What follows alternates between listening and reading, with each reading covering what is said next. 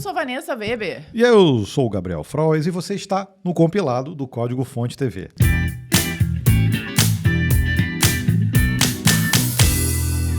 E seja muito bem-vindo a este compilado de número 197, que contempla as notícias do dia 26 de abril até o dia 2 de maio. Pois é, já chegamos em maio, já passou aí o feriado do Dia do Trabalho. Espero que você que trabalha, que rala pra caramba como a gente, tenha conseguido descansar um pouquinho nesse feriado mundial. Justo, né? Justo, é justo, né? E acho que...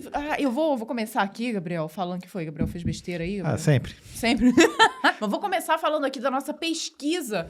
Você sabe qual é, né? Pesquisa salarial do Código Fonte TV, esse projeto que a gente tem aqui. Na verdade, não é aqui no compilado, né? É no Código Fonte, mas que traz ali um valor muito grande para o mercado, justamente porque as pessoas participam e dali nós tiramos uma quantidade gigantesca de insights. A pesquisa existe desde 2020, a gente começou a coletar dados em 2020, 2021, 2022, 2023, 2024 e estamos agora com a participação aberta. A gente abriu já há algum tempinho, já teve uma boa adesão, mas a gente quer mais. A gente precisa tentar bater a meta de participantes do ano passado, pelo menos, né? Uhum. Estamos já, assim, na beirinha, assim, para fazer 10 mil participantes e a gente precisa dar a sua contribuição também. Se você está acompanhando online, dá uma pausazinha. Não tem problema, depois a live continua, tá? E vai lá em pesquisa.códigofonte.com.br. Já tem um linkzão lá para você tocar, participar. É mais ou menos uns 5 minutos ali para você responder. Dá para responder até em menos, tá? Porque as perguntas são bem objetivas, mas tem bastante perguntas já. A gente pergunta sobre, além de coisas de salário, coisas sobre stack, satisfação, saúde mental. Tem perguntas sobre o uso de inteligência artificial, modelo de trabalho, formação, setor. A pesquisa já está muito completa, assim. Obviamente, todo ano a gente adiciona mais informações, mais perguntas, né? A gente vai aprimorando, justamente baseado também no feedback de quem participa da pesquisa, né? Então, são vários anos fazendo e a cada ano a gente recebe alguns feedbacks. A tecnologia vai evoluindo, coisas novas vão acontecendo, como, por exemplo, a utilização da inteligência artificial, que não era tão forte assim quando nós começamos. Então, tudo isso a gente vai ali acrescentando na nossa pesquisa, justamente para trazer cada vez mais informação para todo mundo que vai consumir depois os dados gerados. Então a gente conta muito com a sua participação e também para você divulgar para profissionais que trabalhem com você, que você conhece, tá? Porque além de programação, essa pesquisa hoje já contempla, se você trabalha com desenvolvimento mobile, né, full stack, front-end, back-end, já pega uma galera. Mas pega também, por exemplo, o pessoal que trabalha com ciência de dados, DevOps, trabalha com segurança, trabalha com desenvolvimento de games. QA, tem muitas gamas aí de profissionais também que já estão participando, tá? UX, UI, que é uma diferença que na pesquisa desse ano tem também. Então, a gente vai deixar o endereço aqui, tá no link, tá na descrição, mas é muito fácil, tá? pesquisa.códigofonte.com.br. Você pode consultar os anos anteriores, tá? Navegar ali na pesquisa, mas você é direcionado também para esse formulário novo, né? Para você participar. E lembrando que os dados são anônimos, tá? Então você vai colocar... A gente pede a autenticação ali do Google, justamente para não ter uma quantidade de respostas repetidas, né? Então é um filtro ali que a gente faz, mas a gente não recebe seu e-mail, então é anônimo, a gente não fica sabendo quem você é e as informações são coletadas dessa forma justamente para garantir a segurança de todos, né? É isso aí. E pode dar mais um recadinho? Não sei, é interessante? Pode, eu acho que é. Então pode, eu deixo. Não sei se você conhece o iBest ou iBest, né? Eu sou das antigas, eu conheço como iBest. Mas eu vou falar iBest para ninguém ficar me corrigindo. Então ele fala iBest e eu falo iBest. Pronto, a gente atende todos os públicos. Olha, nós fomos, ano passado, nós entramos na categoria lá, canal de tecnologia, chegamos ao top 6, o que foi incrível, porque canal de tecnologia contempla todo tipo de canal, unboxing, cara, de review, de equipamentos, tudo. E a gente, como programação, entrou lá. Então, ter ficado no top 6 foi muito bom. Muito feliz. Eu fiquei felicíssima com esse resultado, né? A gente sabe que é muito difícil chegar ali no top 3 e participar de eventos e tudo mais, justamente por isso, porque é uma categoria muito ampla, né? Não existe uma categoria específica ali para a área de desenvolvimento ou educação na área de tecnologia. É uma categoria realmente abrangente. E aí, esse ano, cara, a gente, de certa forma, fomos indicados em 3. O código Fonte TV está indicado novamente ali para o top 20, tá? Agora está na fase de votação top 20. Então, todo dia o ranking é atualizado. Então, dá para votar todo dia até o fim. Eu acho que é em junho que termina essa fase. Acho que sim. Então, não tem jeito, cara. A gente vai ter que encher o saco para vocês votarem todo dia. Né, gente? Então, e aí, dessa vez, não é só no Código Fonte TV que está concorrendo na categoria de canal de tecnologia. Mas nós tivemos mais 2 indicações. Uma desse que vos fala que o compilado está concorrendo. Então, eu fiquei feliz da vida que eu vi, assim, podcasts extremamente famosos. E tá lá o compilado no meio daquele bolo, viu? Eu fico muito feliz. Sei que nesse daí é ainda mais difícil da gente chegar lá no alto, porque a gente concorre simplesmente com todos os podcasts e sabemos que o nosso é nichado, né? E estamos na categoria Videocast. E aí entra muita gente. A gente tá lá no meio, mas o compilado tá na frente de vários famosos também. E isso me surpreendeu. Verdade. Né? Eu tenho uma esperança que o compilado consiga ficar nos top 20 top ali, 20. Já pensou? Olha só, pra mim tá já vai no ser o top máximo. 20. Já tá ali. Por enquanto ele tá ali no top 20, viu? Mas a gente precisa da ajuda de vocês, obviamente. Então, olha, até agora a gente já falou 3 links para vocês visitar. Pesquisa o código fonte lá no IBEST, que votar no IBEST é mais rápido ainda, cara. É um toquezinho, você se autentica ali, você pode se autenticar com o Google, ou com o Apple, ou com o Outlook. Se autenticou, você já respondeu a pesquisa, você já está autenticado no Google. Então, rapidinho. Entra aí no link do IBEST, e aí você vota no código fonte, vota no compilado. Eu vou deixar os 3 links individuais, tá? 3 não, tem um quarto 5, link. são 4. Que olha só, gente, eu vou babar porque é marido meu, eu posso. Gabriel, lindo, maravilhoso, está indicado na categoria de influenciador no LinkedIn. Olha só, gente, e também, viu? Ó, vou contar, ele estava acima do Thiago Nigro. Olha só, é nesse ponto que meu marido está, entendeu? Estava não, estou. Continua.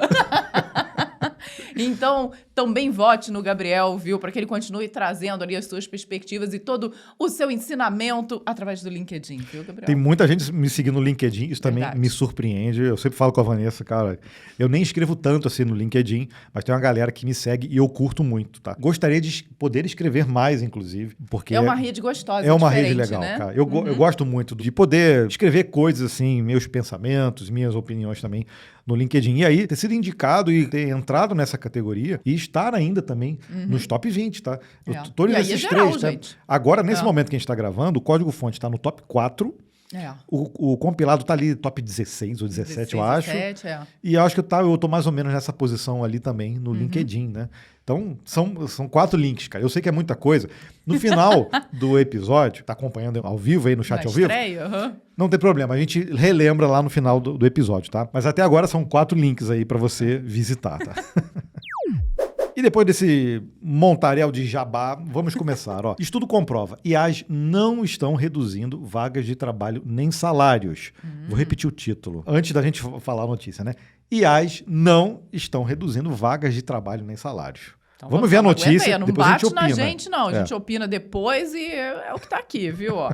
As ferramentas de IA são mesmo uma ameaça para o mercado de trabalho? Aparentemente, não. Um estudo conduzido pelos economistas Anders Honlund e Emily Venstersgaard demonstrou que o impacto até o momento é mínimo, pelo menos na Dinamarca. Os 2 estudiosos analisaram 25 mil profissionais em 11 ocupações e 7 mil empresas dinamarquesas, entre os anos de 2023 e 2024, e concluíram que o número de vagas para essas posições não foi abalado, tampouco os salários dos profissionais. Foram analisadas funções que são consideradas vulneráveis aos avanços da IA, incluindo contadores, especialistas de suporte de TI, jornalistas, profissionais jurídicos, profissionais de marketing, desenvolvedores de software, professores e outros.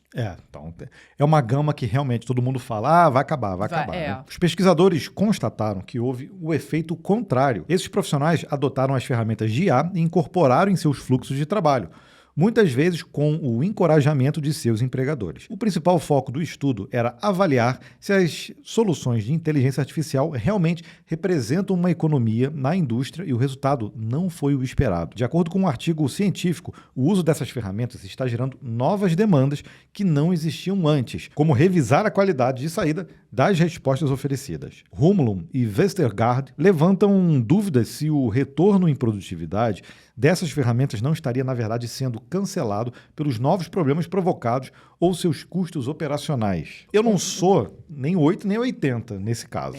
Pois é. Bom, é claro, vamos lembrar aqui, né? Esse estudo foi conduzido na Dinamarca. Então, eu também acredito que existe uma diferença gigantesca entre o mercado de trabalho e até ali a forma como os trabalhadores funcionam na Dinamarca, no Brasil e em outros lugares do mundo, né? Então, tem uma diferença cultural aí, né? Mas olha só, foram 25 mil profissionais. É muita gente. 11 ocupações e 7 mil empresas. Os dados... Não é uma amostra pequena. Não é pequeno. Apesar da gente achar, a Dinamarca é pequenininha, não sei o que, cara, mas o estudo é grande, né? Daria para fazer esse estudo aqui, sei lá, na região aqui do Vale do Paraíba e daria para pegar O mesmo número. números aqui. Ou até mais, né?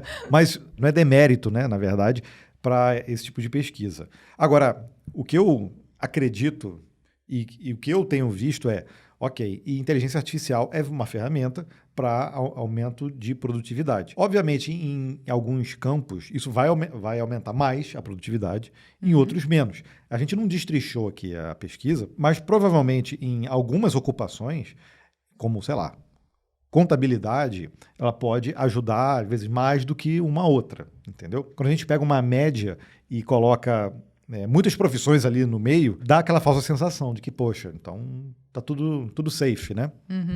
Mas provavelmente se desmembrar isso daí, vão dar variações, é óbvio, né? Agora, você falou contabilidade, agora vou deixar bem claro aqui, tá? As fontes são vozes da minha cabeça nesse momento, tá? Então, se não concordar, não tem problema nenhum. Mas eu fico imaginando a diferença de um contador trabalhando com as leis na Dinamarca e de um contador fazendo o balanço e as leis aqui no Brasil. Imagina, olha só, a IA, meu filho, vai ter que rebolar muito mais aqui.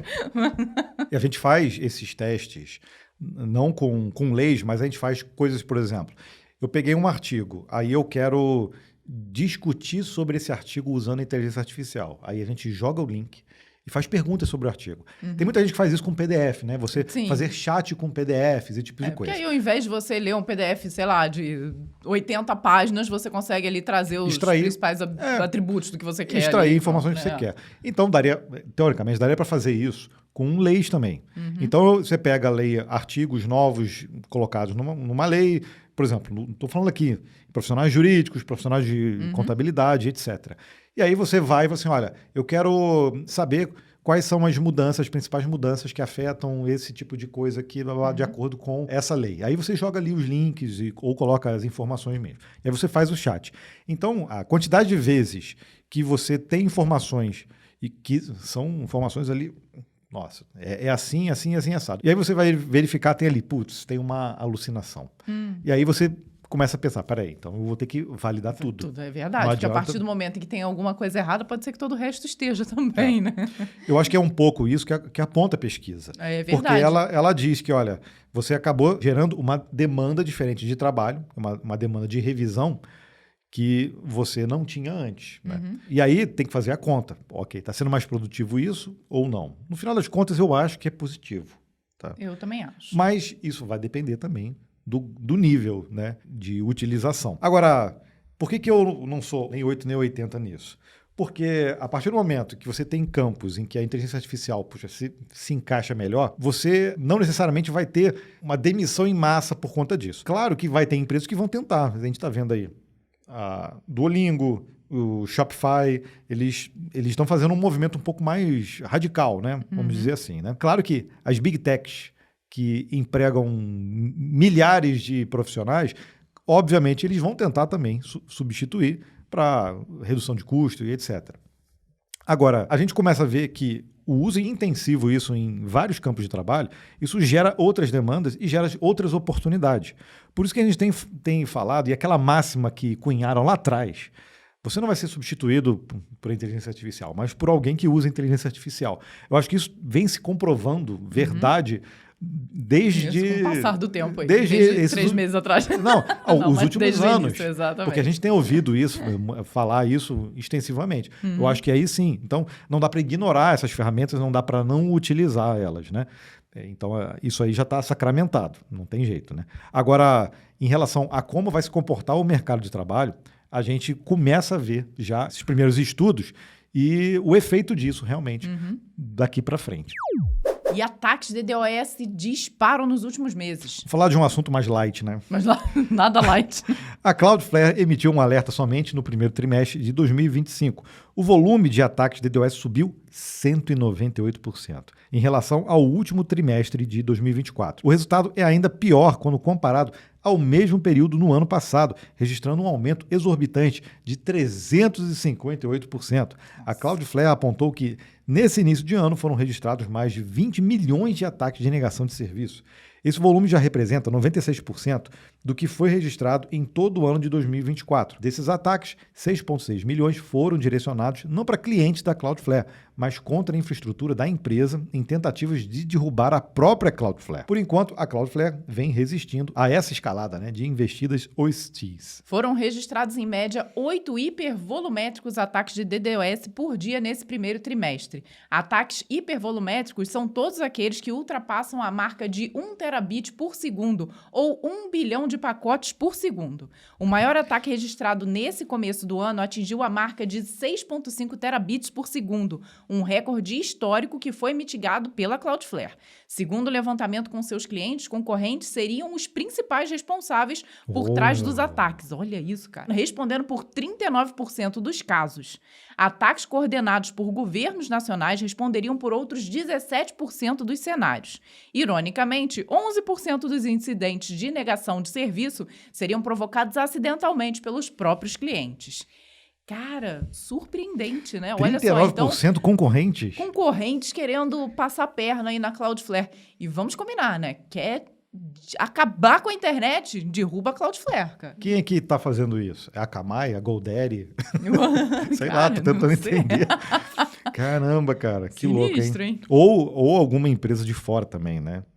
De outros países, não necessariamente. Mas ela separa aqui, né? Que 17% não, 17% são por governos nacionais. Então seriam outros países aí entrando nesse... Mas tentando derrubar a Cloudflare. Porque Porque a gente já viu em alguns no passado, quando a Cloudflare fica instável, é praticamente como se a internet caísse. é isso aí, é isso que eu falei. Nada cara. funciona direito, né? Porque é onipresente, eles estão em todos os lugares e basicamente controlam o DNS aí da internet. Inclusive, é engraçado que a gente não vê no Departamento de Justiça dos Estados Unidos tentando colocar eles como monopólio.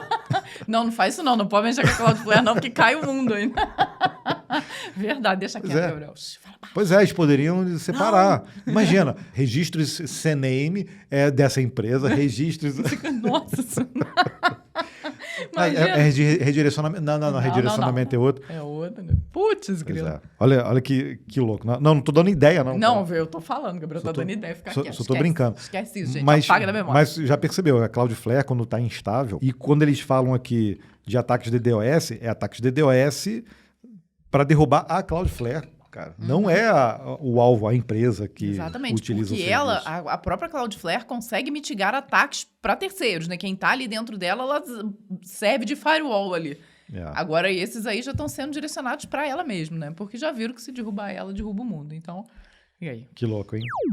Alucinações de IA viram um risco de segurança. Ferramentas de inteligência artificial produzem respostas que nem sempre correspondem à realidade. São as chamadas alucinações. No contexto de desenvolvimento de software, alucinações podem significar referências a bibliotecas e APIs que não existem. É nessa brecha de segurança que agentes hostis estão se infiltrando para causar danos irreparáveis na cadeia de produção. O problema foi demonstrado pela primeira vez em uma prova de conceito em 2021, mas a ameaça permanece. Um levantamento recente junto aos LLMs mais utilizados no mercado avaliou 576 mil amostras de código geradas pelas IAs. Os pesquisadores descobriram que 440 mil das dependências de pacotes não eram pacotes legítimos ou disponíveis.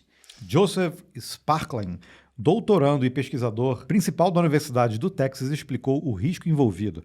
Assim que o invasor publica um pacote com um nome alucinado, contendo algum código malicioso, ele confia no modelo que sugere esse nome a usuários desavisados. Se um usuário confiar na saída do LLM e instalar o pacote sem verificar cuidadosamente, o payload do invasor oculto no pacote malicioso seria executado no sistema do usuário. Uma tendência registrada em ferramentas de IA é que a alucinação é consistente, ou seja, o falso nome do pacote pode se repetir em diversos prompts, o que facilita a ação dos criminosos criminosos interessados em camuflar pacotes mal intencionados.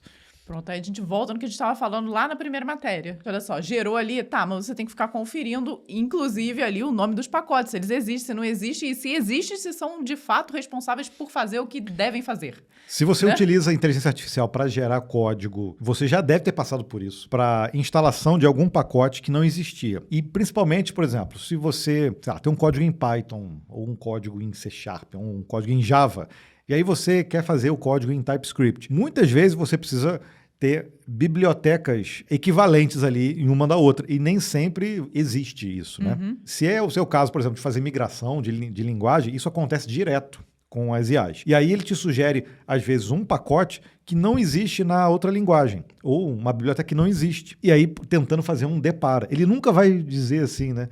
Essa biblioteca não existe, você tem que fazer a instalação manual, eu não consegui detectar qual é a equivalente. Você vai ter que desenvolver a biblioteca equivalente à tal da outra linguagem. Porque uma coisa é você converter o código, né? Outra coisa é você converter o código com as dependências juntas. Isso é completamente diferente.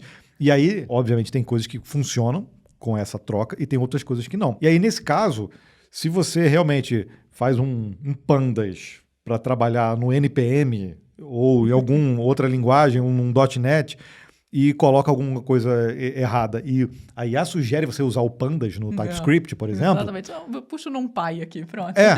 As coisas assim. E aí, o que acontece? Se você aceitar de boa, se você não estiver ali fazendo uma intervenção no código e aceitar essa biblioteca, você vai acabar baixando algo que não é genuíno. Exatamente, porque aí o que acontece? Quem tá com a má intenção ali já pensa, vou criar um pandas dentro do NPM para fazer algo que não é para fazer aí, e pronto, né? Então vai passar sem um erro aparente, né? É o equivalente, por exemplo, se você digitar, agora não, na internet não, mas isso acontecia direto. Eu trabalhava num serviço de internet e que tinha o domínio. E aí você colocava, tipo, um S a mais no final, às vezes o pessoal erra, né? Na hora de digitar, ele ia para outro domínio. Então o pessoal registrava nomes equivalentes e pegava parte da audiência que ali escrevia errado o nome, esse tipo de coisa. Eu acho que você está falando que isso não acontece. Duvido, Gabriel. Acho que ainda acontece muito por aí, viu?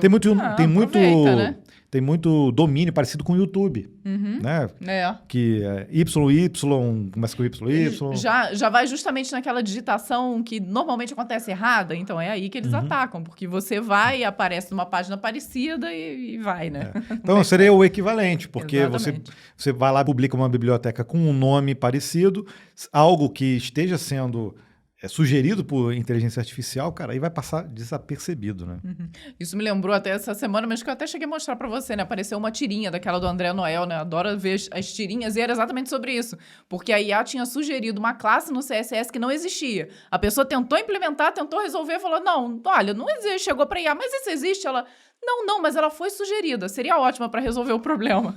É nesse nível. Não foi implementada. Não foi implementada, não é aceita em nenhum browser, mas se existisse, ia resolver igual uma luva, viu? Então pronto, olha aí. E a Microsoft turbina o Copilot Studio com o protocolo MCP. Ela lançou um laboratório prático no GitHub para demonstrar como integrar o Model Context Protocol ao Copilot Studio, sua plataforma low-code voltada para a criação de agentes de IA. O MCP, criado pela Anthropic e disponibilizado como open source, é um padrão que permite que assistentes de IA descubram, acessem e utilizem ferramentas, dados e funções externas dinamicamente durante a execução. Com isso, organizações podem expor seus sistemas internos para Copilot sem abrir mão de segurança, governança e controle. O novo repositório no GitHub oferece um guia passo a passo para criar e conectar um servidor MCP ao Copilot Studio, usando a infraestrutura de conectores do Power Platform, que já garante integrações seguras via APIs padronizadas e governadas. O laboratório cobre desde a criação de repositório baseado em um template até o deploy com o Azure Web App, passando pela criação de um conector customizado e sua integração ao Copilot Studio. A proposta é mostrar de forma prática como agentes criados com o Copilot Studio podem utilizar dados e ferramentas hospedados em servidores MCP. A Microsoft também anunciou recentemente o suporte inicial ao Computer Use, que permite que agentes de IA interajam visualmente com aplicativos e sites, clicando, digitando e navegando como humanos, e um novo SDK em C# para o MCP. A estratégia da Microsoft com essa iniciativa é unir o melhor dos dois mundos, conectores tradicionais, que oferecem acesso seguro e controlado, e o MCP, que traz a flexibilidade e extensibilidade dinâmica em tempo de execução. Como exemplo prático, o laboratório permite construir um agente que conta piadas a partir de dados buscados no servidor MCP, tornando a aprendizagem funcional e divertida. Olha, eles criaram um servidor que conta piadas. Conta piadas, olha, vamos aprender com diversão. Bom, lembrando que MCP já é padrão, então Já. todo mundo já está utilizando, até que surja um outro. Esse cara aqui é o melhor até agora que criaram para fazer justamente essa integração entre o modelo, o LLM, com sistemas, né? E você pode conectar, a gente até mostrou isso em um vídeo do Código-Fonte, se você não viu ainda, É como conectar uma API, mas você pode fazer conexão direta até com SQL, tudo. Eu acho mais perigoso. Mas aí você vai precisar colocar as credenciais corretas e as permissões todas corretas no seu próprio banco, né, para fazer essa integração. Então, o ideal é justamente usar uma autenticação, fazer algo mais controlado via API, né? Já é uma tendência. Logo que surgiu, a galera, como é open source, né, o MCP, a galera começou a integrar já. Então, já tem o Docker, já está querendo virar o marketplace aí dos MCPs. O GitHub também já tem também uma área de servidores gigante. Já tem uma galera também transformando, né, as APIs que você já tem existentes em servidores MCP. Então, quando você vai olhar os serviços agora, já estão incluso também essa parte, né? Olha, eu vou te falar que acho que não lembro de ter visto um ecossistema nascer tão poderoso e tão rápido igual esse do MCP, viu? Impressionante. Ele justamente acompanhou a tendência e a agilidade da utilização da inteligência artificial. Mas, cara, como muito rapidamente foi anunciado, nós falamos aqui no compilado, trouxemos no código-fonte, mas, cara, como isso escalou, assim, rapidamente. É impressionante, viu? Porque até então não tinha uma forma, quer dizer, já se fazia uma maneira, mas não padronizada, né? De você realmente usando o RAG, né? Eu acho que era uma das formas, mas você tinha que ter ali um cliente que conseguisse acessar o web, tentar interpretar aquilo de alguma forma, tudo. Agora não, agora o LLM já faz o acesso com uma permissão ali, já trata os dados da forma que você já consiga fazer, ele já entenda ali os dados formatados, né? E consiga fazer essa interação. Não só de consulta, mas também de adição, de um cruzão ali que você consegue fazer dentro do MCP. Então, virou realmente padrão. Isso aí, cara, é obrigatório já para estudar. Ah, é verdade. E aí, a Microsoft, obviamente, aproveitou, né? Sabe que esse padrão tá tão em alta e criou todo esse lab com uma documentação bem detalhada ali de como você fazer essa integração ali com os produtos da Microsoft. E aí é fácil, né? Agora um SDK em C# para usar MCP, putz, fica bem mais simples, né? Para utilizar isso aí nas aplicações da Microsoft. E a atualização do GCC pode quebrar códigos legados em C e C++. Eita, nós! O GCC 15.1 chegou com novidades de peso para quem trabalha com linguagens clássicas e modernas. A principal adição é o suporte nativo ao COBOL, com um front-end próprio limitado a arquiteturas 64 bits, a x86 e a 64 e a ARM64. Diferentemente do GNU COBOL, que converte o código COBOL para C antes de compilar, essa implementação é direta e baseada no padrão COBOL 2023, incluindo extensões da IBM e do Micro Focus, embora ainda sem suporte a recursos orientados a objetos. O projeto, liderado pela COBOL-Works, visa modernizar o uso do COBOL em ambientes Linux, especialmente no contexto de mainframes e sistemas legados. Ok, então a versão GCC 15.1 veio com essa novidade topzera. Só que, além disso, ele traz melhorias significativas no suporte a Rust, com a implementação completa do parser da linguagem e o suporte a recursos como o operador de interrogação, for loops e let else. Embora ainda em estágio inicial e não recomendado para a produção, o objetivo é integrar melhor as comunidades GCC e Rust, oferecendo uma alternativa ao compilador padrão Rust-C, que utiliza LLVM. No C, a versão padrão agora é o C23, o que pode exigir ajustes em projetos que dependem de versões anteriores. No C++, foram corrigidos diversos defeitos, adicionados recursos do C++ 23 e implementadas funcionalidades previstas para o futuro C++ 26. No entanto, uma mudança no comportamento do inicializador 0 para unions em C e C++ gerou preocupações, pois agora apenas o primeiro membro é zerado, podendo afetar códigos existentes silenciosamente. Mas é por isso que não é recomendado para a produção. Tá vendo? Então, eles te avisaram. Então, para quem é do ecossistema do C++, você vê uma integração de COBOL e Rust ao mesmo tempo, no mesmo release. Aí. Cara, é doideira, né? Obviamente, quem trabalha com C++ ou brinca com C++, estuda, já mexeu nesse compilador, que é o padrão, né? É o utilizado aí por padrão. Com certeza a galera que tá em COBOL e trabalha com Rust vai ficar de olho aberto, porque quem trabalha com essas linguagens no dia a dia, eventualmente tem que botar a mão num C e num C++ também, né? Verdade, difícil fugir, né? De qualquer forma, fica o aviso, né, de que ainda não tá tão preparado assim para ir para produção e qualquer mexida que você der, por favor, rode aquele teste, vê se tá tudo certinho, porque pode quebrar o que estava funcionando. Não, mas é uma atualização importantíssima. Acho que é um marco aqui.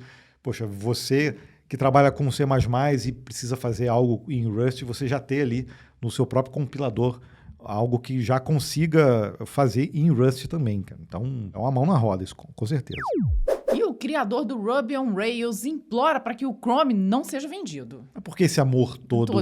Nossa, não sei, ele não é um cara de muito amores assim, né? O Departamento de Justiça dos Estados Unidos sugeriu que o Chrome seja vendido para reduzir o monopólio do Google nas buscas. A gente já trouxe essa notícia, né? De onde menos se esperava, veio uma voz contrária a essa ideia. Ninguém menos que David Heinemeier Hansson, o criador do Ruby on Rails. O desenvolvedor escreveu uma postagem em seu blog pessoal justificando seu posicionamento. Hansson já abre seu texto com um tom sombrio. A web ficará muito pior se o Google for forçado a vender o Chrome. Ele explica que, caso isso aconteça, a web cairá nas mãos de monopólios verdadeiros, como aqueles que seria exercido pela App Store da Apple ou pela Play Store do próprio Google. Esses sim, ecossistemas nocivos no entendimento de Hansson. O desenvolvedor defende que o Chrome conquistou sua posição de liderança no mercado de navegadores de forma justa, através de sua competência técnica. Hansson também cita que alternativas ao Chrome seguem existindo para quem quiser, como o Firefox e o Safari e diversos outros navegadores baseados no Chromium. Porém, ele destaca que a liderança do Chrome provocou uma evolução necessária para toda a web, através de várias tecnologias que hoje são consideradas essenciais. David concluiu: o Google não deve se safar manipulando o mercado de anúncios online, mas forçá-lo a vender o Chrome causará grandes danos à web. Não sei se eu sou tão dramática quanto ele aqui, né? Nossa, um grande dano, a web vai ter um prejuízo. Mas eu também não acho que esse seja uma boa solução, não, viu? Eu também já falei aqui das outras vezes, porque por trás do Chrome tem o Chromium, tem o V8, tem tudo isso que é mantido ali principalmente pelo Google, e eu acho que tudo isso vai perder muita força se ele tiver que vender o Chrome.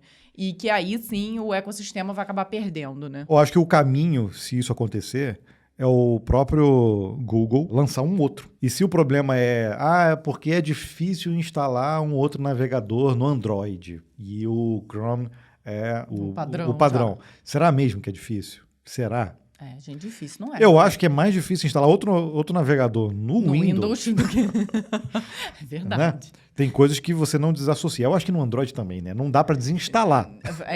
Mas ele não impede você de instalar outros, né? Então, eu vejo mais ou menos com essa visão dele também. Eu não acho que vai ser benéfico nesse caso ali. Obviamente que em outros setores, tudo bem, né?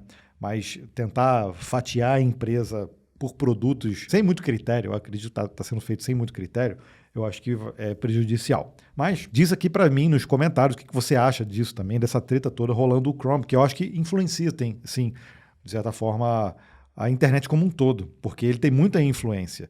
Eu também sou desses que acham que o Chrome chegou aonde chegou por méritos. Por mérito, é verdade. Até porque quando ele foi lançado e tudo, ele não foi lançado já no topo, né? Ele foi crescendo. Então, aqui, nós que somos das antigas, a gente já viu o Netscape morrer, a gente já viu o IE morrer, e nada disso parecia viável na época que os dois eram os principais da internet. Então, possivelmente, se aparecer algo melhor do que o Chrome, ele também vai acabar morrendo, cara. O problema é que até hoje ele tem uma usabilidade muito boa, então ele continua no mérito de estar ali, né, no principal, sendo utilizado. Não que seja o melhor navegador, não que o Google nunca tenha feito nada para forçar os usuários, mas todo mundo que controla um sistema operacional força o uso do seu próprio navegador. Isso aí, cara, não tem jeito, né? Isso aí todo mundo faz. LhamaCon é a primeira conferência da Meta focada em inteligência artificial. No dia 29 de abril, o quartel-general da Meta, em Menlo Park, serviu de palco para a primeira conferência da empresa dedicada exclusivamente para inteligência artificial. A chamada LhamaCon foi a vitrine para as estratégias da Meta no setor. Ainda que já estivesse disponível publicamente, o evento foi o lançamento oficial dos 2 primeiros modelos multimodais do polêmico Llama 4, o Scout e o Maverick. A Meta aproveitou o momento para anunciar que existe um terceiro e mais robusto modelo, batizado de Behemoth, que segue em desenvolvimento. Além disso, também foi apresentado para os consumidores o aplicativo Meta AI, independente de outros aplicativos. O Meta AI é a resposta da empresa ao ChatGPT, rodando o LLM Llama 4. Do lado dos devs, a Meta liberou a API do Llama em versão prévia, que permite a integração de modelos Llama em aplicativos de terceiros. Por enquanto, o acesso à API está limitado, mas a API será lançada para um público mais amplo nos próximos meses. A empresa também aproveitou o LhamaCon para expressar em números a força de suas soluções. De acordo com a Meta, os modelos Llama já registram mais de 1,2 bilhão de downloads desde o seu início, o que representaria sua popularidade no mercado. A Meta também premiou com subsídios projetos de código aberto que abordam desafios econômicos e tecnológicos usando IA. Ao todo, a Meta planeja investir 65 bilhões de dólares em soluções de inteligência artificial em 2025. É muito 65 dinheiro, né? bi Só em 2025. Só nesse ano. Já estamos aí em maio, né? Pois é.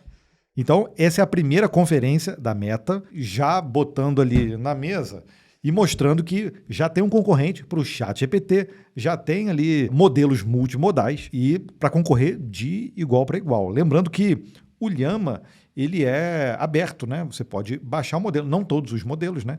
Mas você pode baixar e utilizar também localmente. E a Meta foi, se eu não me engano, cara, se não é a primeira, mas foi uma das primeiras empresas que disponibilizaram os seus modelos. Eu acho que não é à toa que ela tem 1,2 bilhão de downloads, né? Então, de fato, muita gente utilizou o Llama e ele tem ali uma resposta muito boa, né? A gente já fez alguns testes aqui também, brincamos bastante com o Llama e funciona muito bem, né? E tanto para o modelo da Microsoft também, o Phi, né? O 3, que já fez um ano aí, daqui a pouco a gente fala dele. O Llama 4, eu acho que veio também com tudo. Eu já falei isso em outros episódios, eu acho que a Meta é um dos grandes concorrentes aí. Então, OpenAI, Anthropic e essas outras empresas que já estão ali na frente ali, estão olhando hoje a Meta no retrovisor, mas ela rapidamente vai chegar. Bem de pertinho, né? Eu acho também.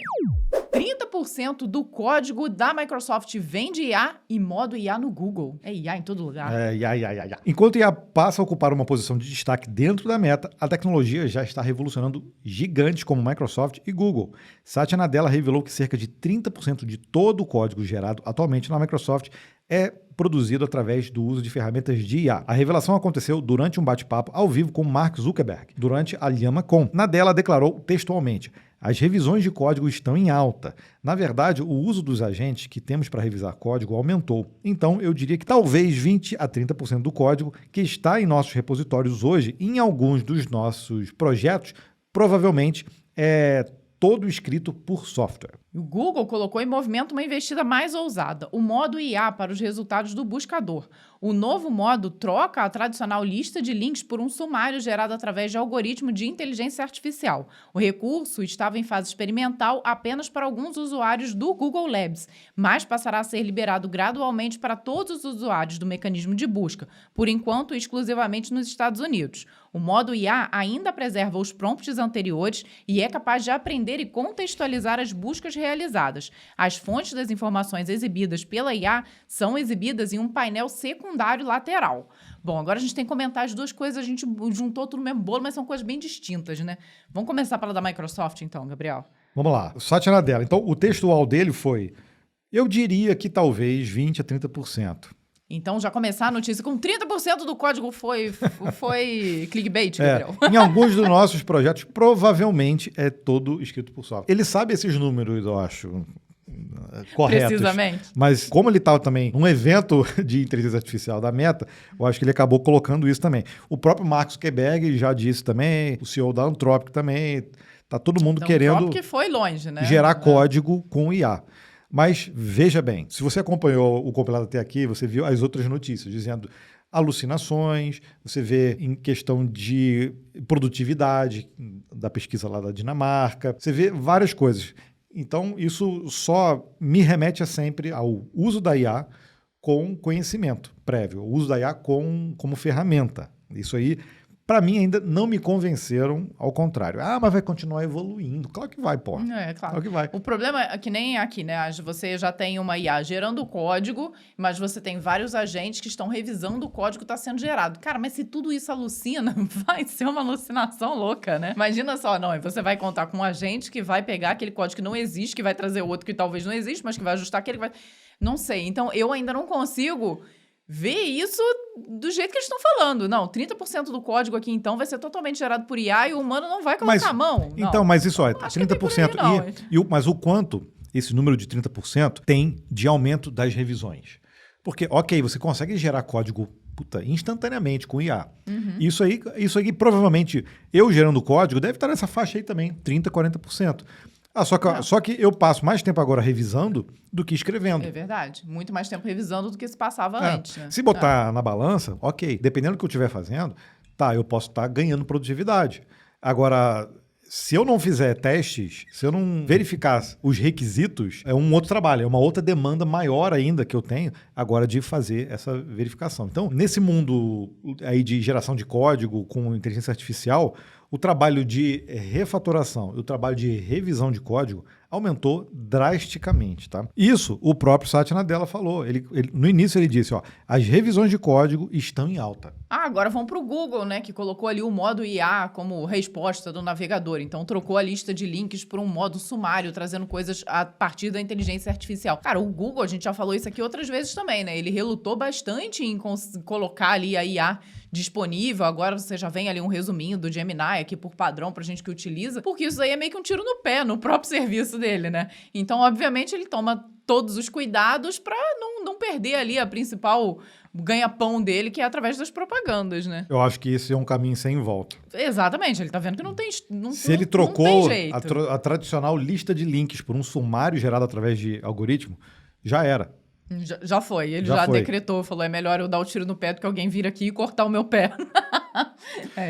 Porque uma coisa é você, então, esse sumário foi gerado a partir desse link. Ok, você vai no link e verifica. Não, se aquele sumário já respondeu a tua pergunta, ou o que você está querendo saber, você não vai mais em lugar nenhum. Você não vai visitar mais nada. Eu imagino que o Google vai ter que fazer o seguinte, a partir do momento que o Google consultou uma fonte e gerou um sumário daquilo, o Google vai ter que pagar aquela fonte de alguma forma. Eu acho que esse é a única forma do modelo ter. Só que aí na hora de apresentar o sumário, ele vai ter que apresentar ali uma propaganda de alguma coisa e todas as fontes que foram consultadas vai ter que receber um centavinho daquilo ali.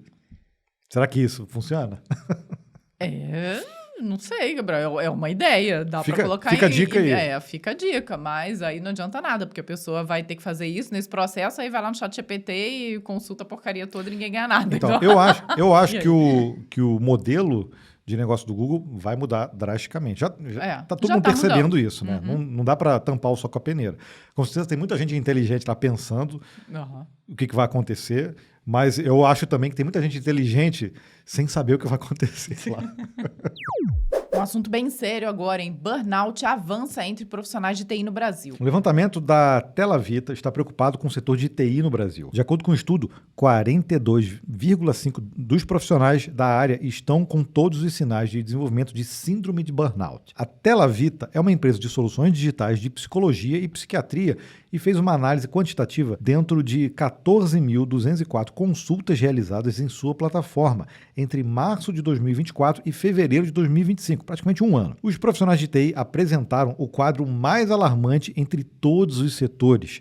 Além do índice elevadíssimo de burnout, 38,1% dos pacientes relataram sintomas claros de esgotamento. Aline Silva, psicóloga e diretora clínica da Telavita, explica: profissionais de TI estão cada vez mais sobrecarregados por demandas contínuas. Além disso, trabalhadores da área também seriam prejudicados por prazos apertados em um ambiente de constante mudança. A doutora Silva conclui: a pressão por performance aliada à hiperconectividade cria o cenário perfeito para o esgotamento. O levantamento aponta que há algo estruturalmente errado na forma como o trabalho vem sendo pensado nas empresas. O mesmo estudo indica que os quadros se agravam em posições de maior liderança e que as mulheres são mais afetadas. A Tela Vita também alerta que esse cenário não tem prazo para ser reduzido. Mais da metade dos jovens entre 18 e 25 anos, 51,94%, já inicia a carreira em estado de esgotamento. Caramba, assustador, né? Se já começar esgotado, ferrou, gente.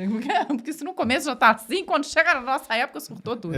Eu não vi a fundo, mas do que a gente percebe e que a gente fala bastante, que tem vários vídeos do Código Fonte TV sobre isso, que realmente a área de tecnologia como um todo, nos últimos 6 anos, 7 anos, cara, ela está crescendo exponencialmente e aumentando muito a gama de informações. Por isso que tem tantas profissões sendo criadas dentro. Antes era infra e desenvolvimento.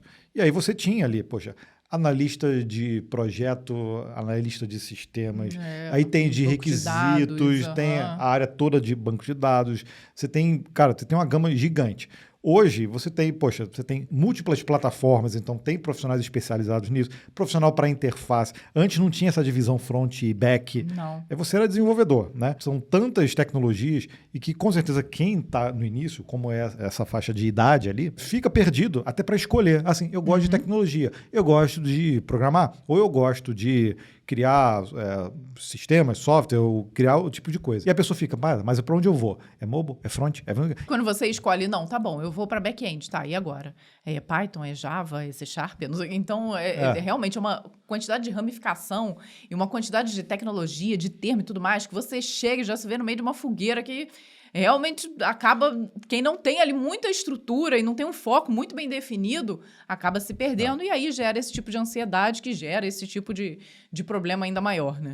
E aí são duas coisas que podem gerar isso. Primeiro, é uma falta de autoconhecimento. E aí é problema da pessoa mesmo, de desenvolvimento da pessoa. Não que seja um problema, né? Mas acho que é uma característica. A pessoa já está em dúvida, mas ela sabe que quer alguma coisa. Então, ela, ao invés de tentar conhecer mais ainda profundamente aquilo que ela está querendo ou aquilo que ela espera, a pessoa vai indo no fluxo. E aí, a quantidade de decepções que vão acontecendo durante o caminho só vai aumentando. Então, eu acho que isso é que chega num momento, quando a pessoa realmente está no mercado ou se sente um pouco mais preparada para atuar, tudo, ela já está esgotada mentalmente, né? E isso sem falar da parte do trabalho em si, né?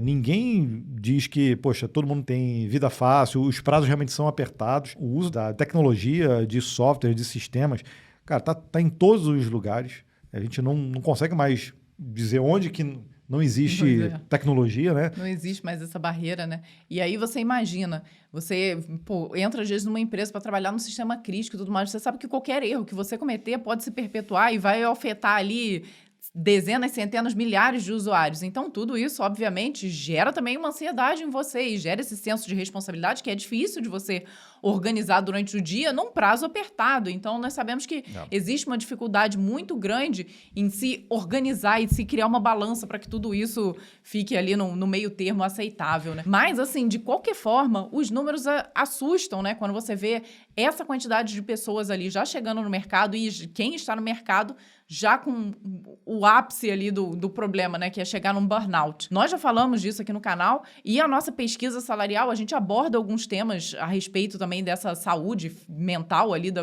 de todos os participantes e os números também tendem para esse tipo de problema, são né? Altos, né? São altos, ansiedade, assustam. depressão... e até burnout também. Eu, pessoalmente, eu já contei também, eu já tive um quadro desse de burnout também. No início você acha que é um cansaçozinho um pouquinho maior, mas não, cara. É algo, assim, impressionante. Então, não brinco com esse tema, não acho que é coisa só de a geração, tal, não acho. Eu acho que quando pega mesmo, né, cara? Verdade. O ideal é justamente que você não deixe pegar, né? Que você consiga entender isso antes de chegar ali nesse limite. O problema é que, às vezes, para você descobrir qual é o seu limite, você acaba ultrapassando ele. Foi o que aconteceu muito com o Gabriel, né? Ultrapassou o limite ali muito mais do que devia. E aí pronto. E não né? adianta, Caramba, para sair dessa, não adianta tirar férias. Ah, tira umas férias. Tipo, não, final de semana, vou descansar, vou viajar pra praia. Então, não- aí, nesse caso, você tem que investir em autoconhecimento, em descanso também, autoconhecimento e saber o que foi o causador, a fagulha daquilo tudo ali. Aí é o primeiro passo para você não repetir aquilo, né? E você mesmo se autoconhecer e saber o que te levou aquilo e quais são Os gatilhos, os né? gatilhos, né? Não só mental, mas físico, né? Eu, no meu caso, por exemplo, eu tive problemas de visão turva, ter problemas de raciocínio e um cansaço assim alucinante. Então, tem que ficar de olho realmente. E o Phi 4 é a nova geração de modelos de IA da Microsoft. A Microsoft acaba de dar um passo ousado na corrida dos modelos de linguagem compactos com o lançamento da família Phi 4, composta pelos modelos Phi 4 Reasoning, Phi 4 Reasoning Plus e Phi 4 Mini Reasoning. Apesar dos seus tamanhos reduzidos, 14 bilhões de parâmetros nos dois primeiros e 3,8 bilhões no Mini. Porra, cara. Reduzidos é ótimo. Esses modelos entregam desempenho de gente grande em tarefas de raciocínio lógico e matemático, superando inclusive modelos muito maiores em benchmarks do nível PhD. O segredo está na combinação de dados sintéticos e de alta qualidade, técnica de destilação e reinforcement learning, além de uma arquitetura otimizada para eficiência e latência. O Phi 4 Reasoning, por exemplo, foi treinado com dados da web e exemplos selecionados do modelo O3 Mini da OpenAI, enquanto o Phi 4 Mini Reasoning recebeu um reforço com mais de 1 milhão de problemas matemáticos gerados pelo DeepSeek R1, cobrindo desde o ensino médio até o nível de doutorado. Esses modelos já estão disponíveis no Azure AI Foundry e no Hugging Face, prontos para serem utilizados e ajustados conforme as suas necessidades. Além disso, a Microsoft integrou esses modelos aos dispositivos Windows 11 por meio da variante Phi Silica, otimizada para NPUs, oferecendo respostas rápidas e eficientes diretamente no seu dispositivo. Com isso, é possível rodar aplicações de IA localmente sem depender da nuvem, garantindo maior privacidade e menor consumo de energia. Essa integração é especialmente útil para aplicações educacionais, tutoriais interativos e outras soluções que exigem raciocínio avançado em dispositivos com recursos limitados. Então, mais uma família aí de lançamento aí de modelos da Microsoft. Lembrando que o Phi também é open source, você pode baixar, rodar local. Eu acho que para isso que foi criado. A gente já fez teste com o Phi 3 e já tem 1 ano do lançamento da família. Impressionante. Passou rápido, gente. E agora, já com esse modelo, eu não sei se é multimodal, acho que não. Acho que não, pelo menos não citou em nenhum lugar, então acredito que não seja. Mas, de qualquer forma, é mais um modelo para a gente testar no código-fonte, né? Porque o teste no Phi 3 foi bem interessante, gostamos bastante. Foi. Então, agora vamos ao Phi 4. Vamos escolher um deles. Eu tô vendo aqui se ele é multimodal ou não. Ele é multimodal. Então, retiro tudo que eu disse. Sim, ele é multimodal. Isso abre muitas possibilidades, né? Para geração de imagem, áudio, esse tipo de coisa assim, né? Então, para você fazer local, tem uma galera agora que realmente vai correr atrás de ter se bem que dá para rodar em NPU, né? Mas você começar a comprar equipamentos, né, mais poderosos aí para rodar local, né? Dentro de empresas. Não é só para brincar em casa também, né? Você já deve ter percebido que eu e Gabriel estamos aqui, ó, bonitões, com as nossas camisas da Insider, e eu vou aproveitar para dar essa dica para você, né? Domingo que vem é Dia das Mães, tá sabendo? É segundo domingo de maio, Dia das Mães. Lembra que no colégio você fazia todos os presentinhos e os cartõezinhos. Então agora você pode aproveitar e dar um presente para sua mãe lá da Insider, viu? Pode ser uma camiseta, uma tech t-shirt ou diversos outros produtos que tem por lá. Agora, às vezes rola aquela dúvida, né? Porque você não sabe qual é o tamanho lá da sua mãe, mas rola até uma tabelinha de medidas lá na Insider. Então, eles tentam te ajudar bastante na hora de comprar o presente. E Viu? você pode usar um gift card também, caso você fique na dúvida o que você vai comprar. Compra um gift card. Passa a responsabilidade pra ela, entendeu? Você dá o dinheiro e fala que toma aqui, mãe, compra o que você quiser, viu? Mas é bom também que se você quiser, não vou dar um gift card, quero dar o presente. Você dá o presente, se ela não gostar também, dá pra trocar rapidinho lá na Insider, tá? Então não precisa ficar preocupado com isso, não. E o melhor de tudo, você usa o quê? O nosso cupom lá, que é o código, pra garantir um desconto. Aí você não precisa contar isso pra sua mãe, não. Deixa isso aí só aqui entre a gente. Você presenteia sua mãe, economiza e vai com certeza dar um presentão de qualidade, porque as camisetas e as roupas, os produtos, de uma forma geral, da Insider tem muita qualidade. A gente já cansou de falar disso aqui, de comprovar, né? Essas tech t-shirts aqui, a gente já botou à prova de formas inenarráveis, entendeu? E com certeza são duráveis. Vai durar até mais do que a próxima Dia das Mães. Entendeu? Exato. Aí Dura é bom, mais. aí esse ano você dá uma, ano que vem você dá outra, entendeu? Você vai só renovando ali o guarda-roupa da sua mãe pra ela ficar feliz. Vai criar um portfólio ali Isso, de insiders. de insider. E os vídeos do Código Fonte TV na semana, a gente já estava para fazer um tempão um vídeo sobre o NHN, o N8N, né? Que é uma plataforma de workflow para você criar automações. Claro que existem outras aí, mas essa é a mais popular porque é open source. Tem muita gente que falou, mas é open source, não é? Ela é open source. Claro, você tem limitações para você usar, free e tudo, mas tem a versão community. Então, o que a gente usou foi essa versão, né? É muito simples, né? A gente instalou no nosso VPS da Hostinger, instalamos local também, usando aí um Docker. E, cara, muito rapidão, a gente criou uma automação e a gente deu um overview geral da ferramenta. Então, se você nunca ouviu falar dela, esse vídeo serve para você. E no final, você sai com uma automação já pronta para você criar ali, bem simplesinha. E com certeza vai te dar mais ideias, né? Para você continuar aí. Ou seja, você assiste nosso vídeo, aprende como utilizar a ferramenta e depois você cria a automação que você quiser, viu? Inclusive, dá para criar automação criando um alerta de Dia das Mães. Cara, se você não tem... Se você não sabe que é o segundo domingo de maio, igual eu que lembro sempre. Agora a gente vai ter que falar de um outro vídeo também, né? Tem a participação especial do Gabriel. O Gabriel apareceu até na thumb. Olha só, que importante que você está, Gabriel. Esse vídeo vem lá do Fluterando, Jacó. Abraço pra você aí, Jacó. Foi bem legal, né? Porque ele falou a respeito do Docker, mas ele fez um vídeo bem diferentão ali pra aprender, na verdade, como utilizar o Docker, né? Ele meio que incorporou ali um front-end que nunca tinha mexido com o Docker e aí foi em empresa lá em Maringá para saber como é que era utilizado. Depois ele volta para casa, faz ali as primeiras, né? Porra, o Jacó entende pra caceta, né, cara, de container, né? Mas tudo bem. Ele quis criar ali uma história mostrando para você que nunca teve contato com Docker o que é, como é que funciona dentro das empresas e como você pode utilizar. Então, e tem a minha participação também, eu achei bem legal. Então, o vídeo ficou muito bom o vídeo, viu? Tá bem maneiro também. Os links estão aqui, tá? Dos dois vídeos estão aqui para você assistir também. E bora para os comentários? Vamos! O Felipe Rodrigues disse nesse vídeo que a gente falou sobre o NHN, né? Eu sou programador e estava flertando com essa tecnologia há muito tempo. Obrigado pelo vídeo, pessoal. Finalmente pude entender melhor como funciona. Agora irei brincar um pouco também, viu?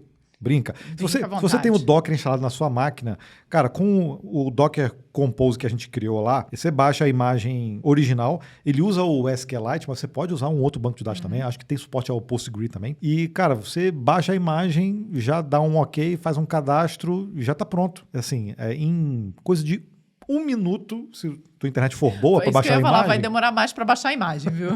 Você já começa a utilizar. E o Rodrigo, nesse mesmo vídeo, falou assim, excelente vídeo, automatizar tarefas é otimizar tempo e serviços para desfrutar de mais momentos com a família, viu? Ó, ótimo. É isso aí. Então, tudo que você conseguir automatizar, cara, você tem que automatizar.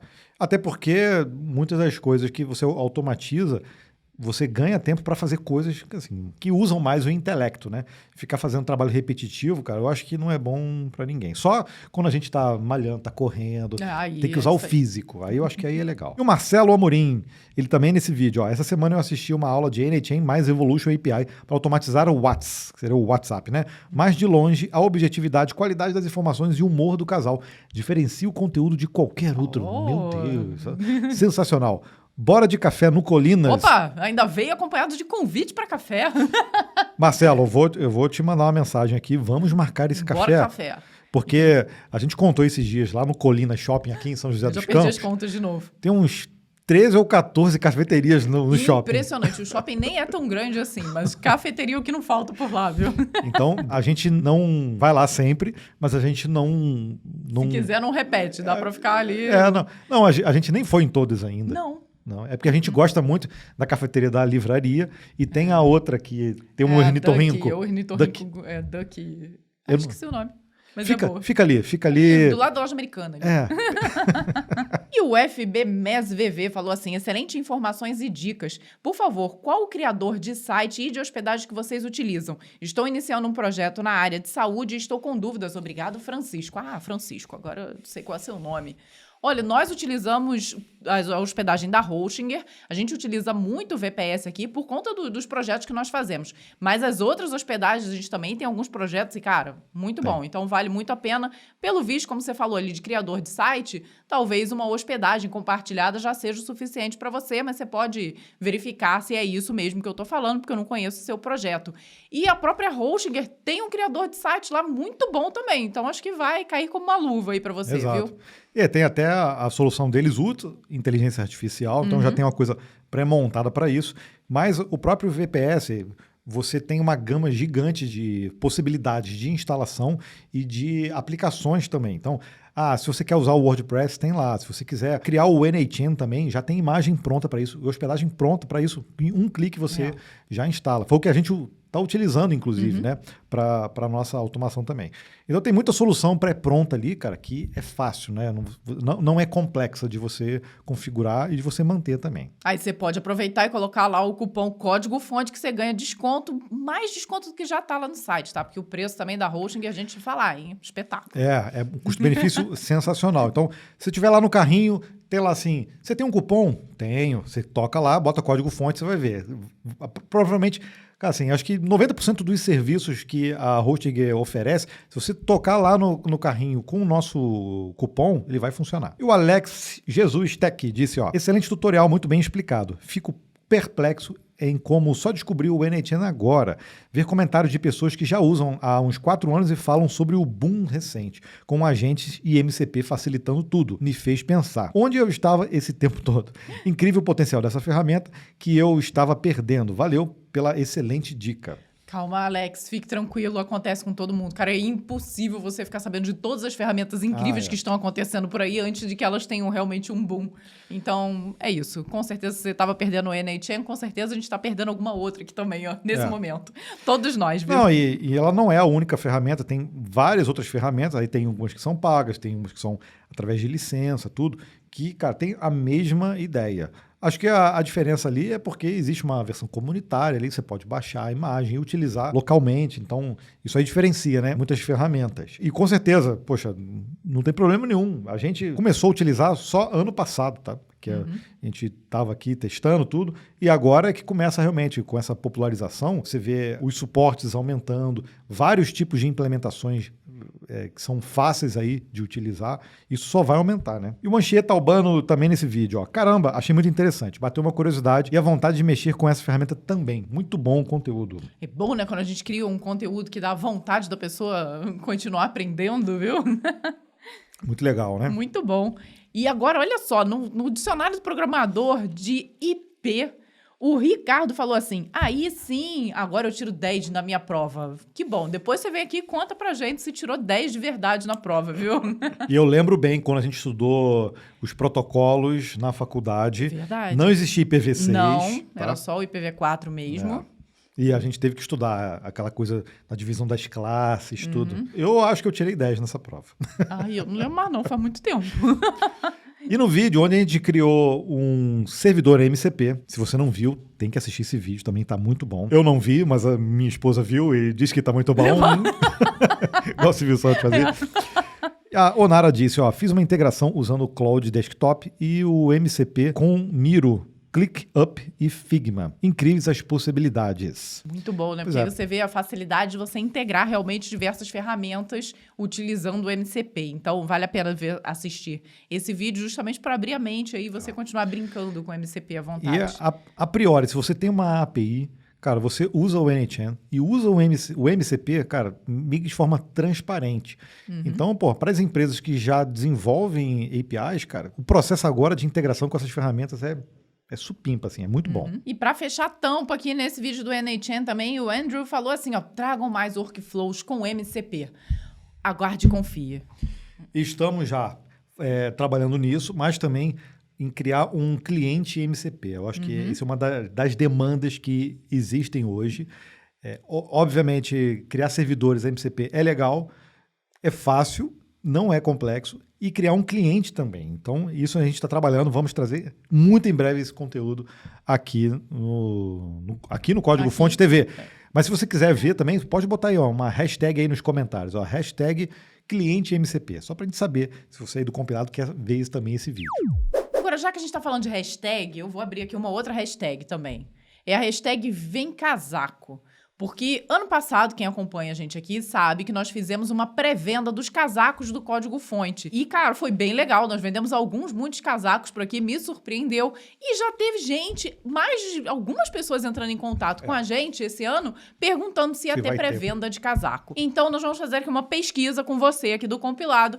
Coloca aí se você tem interesse em comprar um casaco do Código Fonte TV, aquele moletom assim top, tá? Pretinho, o emblema do Código Fonte e nesse esquema de pré-venda. Então a gente vai lançar ali o valor, você faz o pagamento e dali a um tempo o casaco é confeccionado e entregue na sua casa. Se você gostaria, coloca aí hashtag Vem Casaco. Se tiver uma demanda grande ali, os comentários, a gente já pode abrir de repente o link para pré-venda. E aí, quando começar a esfriar, você já recebe. É, a verdade. Já estamos agora aqui iníciozinho de maio, já tá frizinho já, entendeu? Para dar tempo do casaco chegar em junho ali. No inverno ali, para você poder utilizar. Realmente foi muito bom as vendas ano passado, mas deu um trabalhão pra gente aqui, que aí eu mesmo já pensei, putz, será que a gente faz de novo, sim ou não? Mas como já teve pessoas pedindo, eu vou abrir assim, se tiver bastante... Tem que ter bastante gente comentando. Vem casaco nesse episódio, tá? E aí a gente decide ou não. Já tem um termômetro e vê se a gente faz ou não. E, obviamente, depois traz mais informações. A gente já está em contato ali com o nosso fornecedor para ver valores e tudo mais. A gente já passa tudo isso para vocês que vão ter interesse. Lembrando que o moletom é top, não é aquele moletomzinho... Não, moletom... Pernambucanas, não.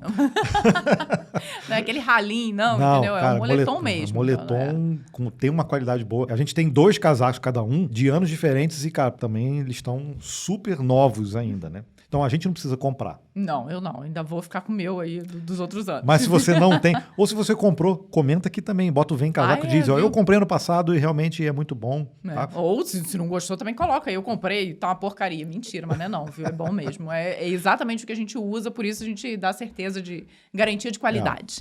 É isso aí. E agora chegou o momento do sorteio. Deixa eu gravar a tela aqui. Vou rufando os tambores.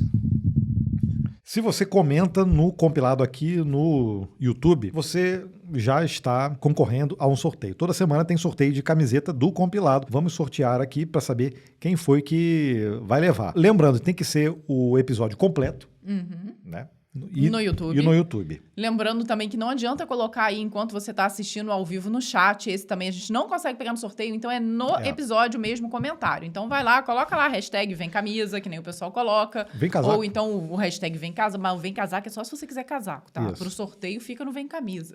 E vamos lá, Gabriel. Vamos ver quem levou. Foi o Anderson Santos Anderson. Ele colocou hashtag Insider, hashtag Vem Camisa. Anderson, eu vou entrar em contato com você pelo seu próprio comentário. Você manda ali as suas informações e o tamanho da sua camiseta para contato@códigofonte.com.br.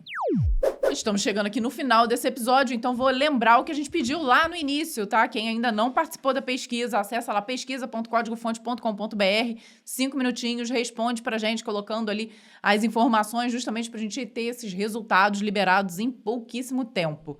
E também tem a votação do IBEST ou do iBest, depende da sua geração aí, pra você votar aqui na gente, no compilado, principalmente, se você tá aqui acompanhando a gente, mas não deixa também de votar no compilado como canal de tecnologia e no Gabriel lá como influenciador do LinkedIn. No Código Fonte TV, no canal de tecnologia, você falou compilado. Eu falei compilado? Ih, desculpa. E na categoria influenciador LinkedIn. Você não precisa decorar as categorias. Os links individual, você toca, ele já abre ali para você votar, já está aqui na descrição. Então, segue por esses links, que aí não vai ter errada. E lembrando, preenche certinho também lá a pesquisa salarial, porque, por exemplo, a gente já fez uma prévia aqui, e quando a gente vai calcular os salários, e muita gente critica isso, nossa, se eu botar lá que eu sou estagiário e ganho 9 milhões, a média do estágio vai aumentar. Não vai, queridão. Sabe por quê? Porque a gente faz todo esse filtro, cara. Teve gente lá botando que ganha 9 milhões, sabia? Pois adiantou é. nada. Seu Esse dado cara- vai ser cortado. Esse cara não tá participando da pesquisa. Aí não adiantou entendeu? nada. Às vezes você respondeu tudo sério e chegou na hora do salário, você quis implicar, já era. Seu dado É. sai como um Então, todo. mas vocês calculam média. Não, tem média e mediana, tá? Uhum. Então, fica atento aí, tá bom, queridão? Preenche direitinho. Não é à toa que nós temos um cara lá que é PhD em dados ajudando a gente, né? É isso aí. Então, eu espero que você tenha curtido aí esse episódio do Compilado. Eu te espero na próxima semana. Até lá. Tchau, tchau. Tchau.